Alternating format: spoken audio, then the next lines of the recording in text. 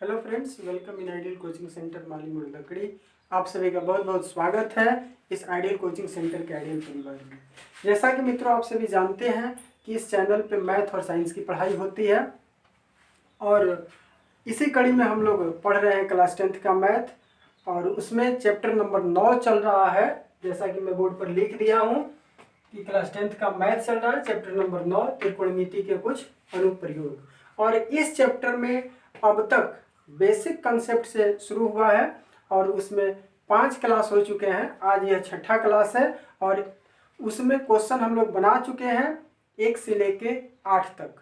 आज हम लोग पढ़ेंगे क्वेश्चन नंबर 9। जैसा कि आप देख रहे हैं कि बोर्ड पर यह क्वेश्चन लिखा हुआ है कि एक मीनार के पाद बिंदु से एक भवन के शिखर का उन्नयन कोण 30 डिग्री है और भवन के पाद बिंदु से मीनार के शिखर का उन्नयन कोण 60 डिग्री है। मीनार 50 मीटर ऊंची हो तो भवन की ऊंचाई ज्ञात कीजिए। तो मित्रों यहाँ पर ये दो चीज आया है, यह एक पाद बिंदु और दूसरा यह शिखर। तो इसके पहले वाले क्लास में भी मैं समझाया था, आज भी मैं इसको बता दे रहा हूँ यहाँ पर लिख के कि यह पाद बिंदु जो है, पाद माने होता है पैर, पैर वाला बिंदु मतलब सबसे निचला बिंदु, सबसे नीचे जो जाएंगे पैर वाला जो बिंदु है वही यह कहलाएगा, मतलब यह बॉटम होता है। और दूसरा है शिखर। शिखर का मतलब होता है सबसे ऊंचा वाला भाग। तो सबसे ऊंचा पॉइंट जो होगा वो होगा मतलब टॉप, टॉप पॉइंट को शिखर कहते हैं और बॉटम को पाद बिंदु कहते हैं। तो जो पैर पर, जैसे यह एक मीनार मान ले तो उसका यह पैर होगा जो जमीन पे रहेगा, तो यह हमारा बॉटम होगा मतलब पाद बिंदु होगा, और यह ऊपर वाला जो होगा यह शिखर होगा मतलब यह टॉप पॉइंट होगा। तो आपको समझ में आ गई होगी। अब आइए इससे संबंधित हम डायग्राम खींचते हैं। तो डायग्राम में एक मीनार है और एक भवन है। तो आप जानते हैं कि मीनार थोड़ा सा ज्यादा ऊंचा होगा और भवन थोड़ा मीनार से कम ऊंचा होगा। तो पहले मैं यहाँ मीनार बना दिया और यह हमारा भवन हो गया। दोनों जमीन पे खड़े हैं तो जमीन के साथ ये कोण बनाएंगे आपको 90 डिग्री का, और दोनों को मैं मिला दिया यहाँ पर, और यह कोण 90 का बनाएंगे। यह ए बी सी और डी, यह हमारा मीनार है और इस मीनार की ऊंचाई दिया है मित्रों 50 मीटर है, और यह भवन है और भवन की ऊंचाई मित्रों नहीं पता है, इसको h मान लेते हैं। अब कह रहे हैं कि भवन के बॉटम से मीनार के शिखर का जो उन्नयन कोण है वह 60 डिग्री का है, और मीनार के बॉटम का और भवन के टॉप का जो बिंदु उन्नयन कोण है, एंगल ऑफ एलिवेशन, वह 30 डिग्री है। यह 30 डिग्री का बन रहा है और यह मित्रों 60 डिग्री का बन रहा है। तो इस तरह से इसमें दो राइट एंगल ट्रायंगल बन रहे हैं, ए बी सी और दूसरा है बी सी डी। तो अब डायग्राम हमारा कंप्लीट हो गया। आइए इसको लिख लेते हैं कि माना कि ए बी बराबर मीनार की ऊंचाई बराबर 50 मीटर और सी डी बराबर भवन की ऊंचाई बराबर h मीटर, ये h मीटर मान लेते हैं।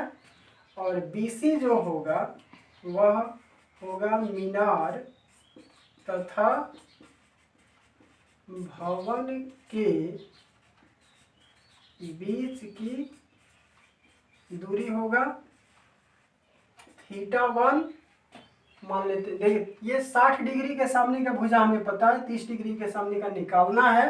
तो अब थीटा और यह मालूम है, तो ये थीटा हम 60 डिग्री ही लेंगे। θ1 जो होगा वो 60 डिग्री होगा तथा θ2 हम लेंगे वो 30 डिग्री लेंगे। तो इस तरह से डायग्राम से संबंधित बात हम यहाँ पर लिख दिए। अब आइए अब हम लेते हैं समकोण त्रिभुज। अब समकोण त्रिभुज ए बी सी में, अब ए बी सी में देखिए मित्रों, ए बी सी में थीटा के सामने का भुजा यह लंब मीनार है, और यह यहाँ पर जो पूरा का यह कोण बनेगा, आप जानते हैं कि कोई भी वस्तु खड़ी होती है तो ये 90 का कोण बनाती है, तो ये 90 डिग्री का कोण है, और यह हमारा थीटा है। तो थीटा और 90 के सामने का भुजा जो होता है वो आधार होता है। तो यहाँ आधार और लंब के बारे में, बेस और परपेंडिकुलर के बारे में चर्चा हो रही है। तो मित्रों थीटा कौन सा लेंगे, तो टेन थीटा लेंगे। तो यहाँ हम ले लेते हैं टेन थीटा 1 बराबर सूत्र लिख लेंगे लंब बटा आधार। तो मित्रों ये टेन थीटा जो होगा, थीटा का मान हम 60 डिग्री लेंगे, और लंब हमारा परपेंडिकुलर होगा ए बी, और बटा ये बी सी आधार। टेन 60 का मान मित्रों आपको पता है कि √3 होता है। ए बी का मान 50 मीटर दिया हुआ है, और बी सी का हमको निकाल लेना है। तो इसके नीचे 1 मानेंगे और क्रॉस मल्टीप्लाई कर लेंगे, तिरछा तिरछी गुणा। तो ये हो जाएगा √3 इंटू बी सी बराबर 50 एकम 50। तो इसलिए बी सी बराबर हो जाएगा, देखिए ये गुणा में है, इधर जाएगा तो भाग में, मतलब 50 बटा √3। ये निकल गया हमारा बी सी का मान निकल गया मित्रों। अब आइए हम निकालते हैं, अब त्रिभुज लेते हैं बी सी डी। अब संपूर्ण त्रिभुज हम यहाँ ले लेते हैं, बी सी डी को लेंगे, और तब इस एच का मान निकालेंगे। तो अब यहाँ मित्रों मैं लिख दे रहा हूँ कि अब समकोण त्रिभुज बी सी डी में, तो बी सी डी में भी देखिए ये थीटा के सामने का हो जाए, यह परपेंडिकुलर, यह लंब है और यह आधार ले रहे हैं। तो फिर लंब और आधार की चर्चा हुई, तो यहाँ पर टेन थीटा लेंगे, टेन थीटा 2 लेंगे लंब बटा आधार, और लंब बटा आधार। तो टेन थीटा 2 का मान है 30 डिग्री, यहाँ लिखे हुए हैं थीटा 2 जो है वो 30 डिग्री है, और लंब का मान हमारा होगा सी डी परपेंडिकुलर, आधार होगा बी सी। टेन 30 का मित्रों आपको पता है मान कि 1/√3 होता है, और सी डी का मान एच माने है, और बी सी का मान मित्रों यहाँ निकाले हुए हैं हम 50 बटा √3। ये हमारा मेन बट्टा है। तो मेन बट्टा के नीचे बट्टा है, तो अब इसको क्या करेंगे कि नीचे वाला जो अंक होता है वो चला जाता है ऊपर। तो ये हो जाएगा 1/√3, अब बराबर ये √3 जाएगा ऊपर, मतलब √3 इंटू एच, अब बट्टा ये नीचे 50 है तो 50 रहेगा, मतलब मेन बटा के नीचे बटा रहता है तो नीचे वाला अंक ऊपर चला जाता है। अब यहाँ पर हम क्रॉस मल्टीप्लाई कर देंगे, तो √3 से √3 में गुणा करेंगे मित्रों, तो हो जाएगा 3 त्रिका 9, √9 होगा, और h है तो h लिखेंगे, और यह 50 एकम 50 होगा। अब आप जानते हैं कि √9 का वर्गमूल 3 होता है, और ये h होगा बराबर 50। ये 3h का मतलब 3 गुणे h होता है, ये गुणा में है, इधर जाएगा तो भाग में होगा, तो इसलिए यहाँ लिख सकते हैं h बराबर 50 बटा 3।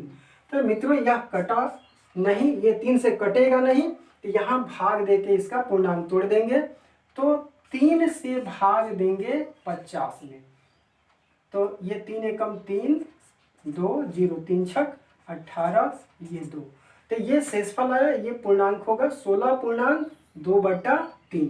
तो यहाँ लिख सकते हैं, इसलिए h बराबर 16.2/3 मीटर। ये भवन की ऊंचाई, h का मान निकल गया, यहाँ हम लिख सकते हैं, अतः भवन की ऊंचाई h बराबर 16.2/3 मीटर। आंसर इस तरह से हमारा यह आंसर आ गया मित्रों। तो मैं उम्मीद करता हूं कि आपको यह सवाल समझ में आया होगा, और यदि आपको सवाल हमारे बताए गए समझ में आते हैं तो ज़रूर आप लाइक कीजिए। लाइक करने से या कमेंट करने से आपका कुछ कटता नहीं है मित्रों, लेकिन हमें बहुत हिम्मत मिलती है, और मैं कोशिश करता हूं कि बेहतर से बेहतर ढंग से आपको समझा सकूं। बस आपका सहयोग चाहिए, तो इस चैनल को सब्सक्राइब कीजिए और अपने मित्रों के पास शेयर कीजिए, और फिर मिलते हैं हम लोग क्वेश्चन नंबर 10 लेकर अगले क्लास में। Thank you.